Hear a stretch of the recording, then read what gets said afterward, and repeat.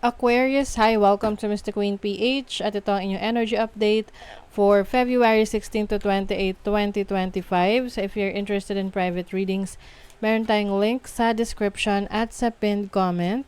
Pakicheck nyo na lang information kung paano mag-book for a private reading. And please subscribe to our channel to show your support, like, share this video, at comment na rin kayo kung kayo ay naka-resonate. And thank you sa lahat ng mga hindi nagsiskip ng ads. Okay, let's see. Aquarius. Energy update for you, February 16 to 28. Good cheer. Ayan. Yung iba sa inyo maaring meron kayong event na pupuntahan na kung saan merong mga mag-cheer sa inyo for your performance, no? So, pwedeng kayo ay merong competition na sasalihan. O yung iba naman sa inyo, merong person sa buhay nyo na nag-i-inspire sa inyo, nagmo-motivate sa inyo. Or this can also be you, na meron kang minomotivate na person sa buhay mo. You also have beauty, so some of you will also focus on improving your looks. So, maaring meron kang mga babaguhin sa yung makeup or the way you groom yourself, no? Yung hair mo, may aayusin ka sa hair mo, papagupit ka, styling, ganyan. And maaring mas lalo ka mag-glow. Ayan.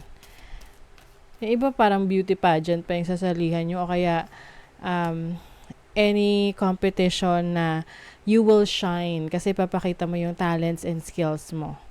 You also have fertility, so this is about being productive. Marami kang kayang gawin, marami kang mga ideas na maaring you will finally take action. And this is also a new beginning for some of you, no? Maaring meron kang binubuo na bagong project or bagong idea na kung saan you are finally taking action. Any creative idea that you have. Okay, so let's see your overall energy. What's the overall energy? You have the Knight of Swords. May mga bagay kang mamadaliin ngayong second half ng February. Pwedeng may mga kakausapin ka, mga importanteng tao, or pwedeng mga meetings, ganyan. Medyo maging maingat lang sa mga bibitawan mong salita kasi pwedeng meron kang ma-offend na tao or meron magkaroon ng conflict. Your challenge is the Eight of Cups. So, some of you maaring you're leaving a situation or meron kang paglalakbay na meron kang kailangan mo ng pansamantalang iwanan. Or yung iba naman talagang totally you will leave a situation kasi meron ka lang nahanap na bago, na mas maganda, mas exciting, no? This can be a relationship or yung iba sa inyo, this can be a new job, a new career path na ipupursue mo. Your opportunity is the Seven of Wands. So, some of you have the opportunity na mag-set na ng boundaries. Kasi yung iba sa inyo parang, okay lang, ganyan. May mga times na may mga taong hihingi ng pabor sa inyo and okay lang kayo ng okay, ganon. But, may mga pagkakataon na nata-take advantage na kayo. Naabuso na. So, you are going to set boundaries to take care of yourself and your well-being. And then your blessing is the Queen of Pentacles. May financial blessing for you ngayong second half ng February. This can be a new job, a new career for you, or maaring magiging maganda yung pasok ng pera sa'yo, kung ano yung mga pangangailangan mo, pangangailangan ng family mo. It will be provided para sa'yo. So, let's see the energy for your money, career, finances. Money, career, finances. Oh, Nine of Cups. Merong wish fulfillment in your finances, in your career. Pwedeng yung iba sa inyo, meron kayong mabibili na matagal nyo nang gustong bilhin. So, since magiging maganda yung pasok ng pera for you, so, ayan, mabibili nyo na.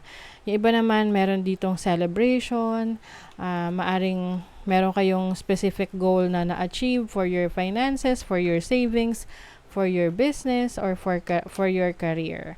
You also have the lover. So, yung iba sa inyo, meron kayong maku-close na deal. So, kung kayo nasa investment, sales, ganyan. So, meron kayong maku-close na deal with a client. This is also ang tawag nito, yung commitment, no? So, maaring iba sa inyo, meron kayong papasuking bagong career or trabaho or business na magiging very much committed kayo dyan. You have the Two of Swords.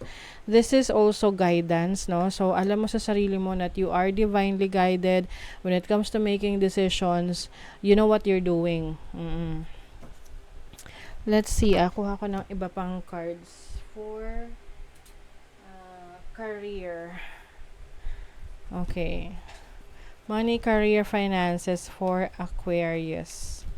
Second half ng February. Composure o yung pagiging kalmado, ayan, malaking tulong sa inyo yan. Kasi kapag kalmado kayo, mas nakakapag-isip kayo ng solusyon o kaya ng tamang steps para one step closer kayo sa inyong mga goals. The unknown brings wisdom when explored. So, yung iba sa inyo, you're going to explore new opportunities in your career, in your business, in your job. Maaring may kinalaman to sa talents ninyo sa crafts, no? Yung crafting, creating things using your hand, pananahe, pagbibake. So, kumbaga parang artisan ka. Oo. So, you're going to use your skills in creating handmade products. And ito ay mag-generate ng income para sa inyo. Okay. So, inyo namang love life and family for Aquarius. Oh, merong ending. Oh. Yung iba sa inyo, if merong natapos na relationship, tipong pwedeng matagal na or pwede ring recent, but for some of you, medyo matagal na tong natapos na relationship. Now, you are entering a new one. So, itong bagong relationship na to, this is going to be serious, no? Maaring mauwi to sa serious commitment, kasalan, or committed relationship. Kasi iba, hindi naging maganda yung experience ninyo in the past. And ngayon, merong opportunity for you for new love. Yung iba naman, maaring you are finally forgiving yourself. Pinapatawad mo na yung sarili mo or kung sino man na nanakit sa'yo in the past because you want peace of mind. Ayan.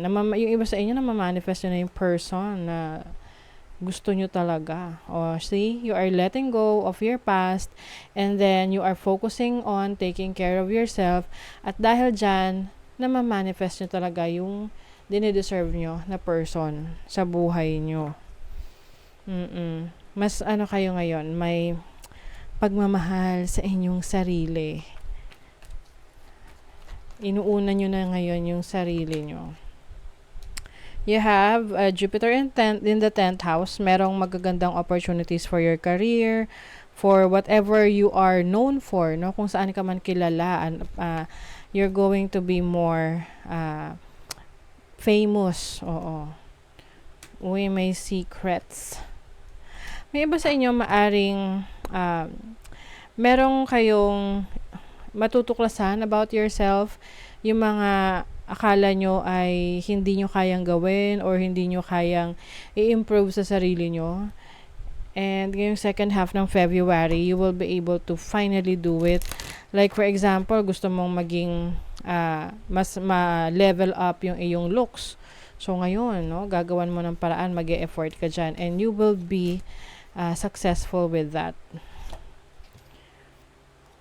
Oneness is the way. How can you show more compassion and acceptance towards those you don't understand. Okay. So, some of you, even if may mga bagay kayo na mga bagong kaalaman na natutuklasan, uh, hindi ganun kasarado yung isip ninyo para hindi subukang intindihin yung mga ideas na yon or yung mga nalalaman nyo, because you now have a very wide perspective pagdating sa buhay. So, yan yung makakatulong sa inyo para mas madagdagan pa yung inyong kaalaman, yung inyong knowledge, yung inyong beliefs na minsan nagbabago-bago talaga yung inyong paniniwala. So, ngayon, you are more open to new things, new perspective.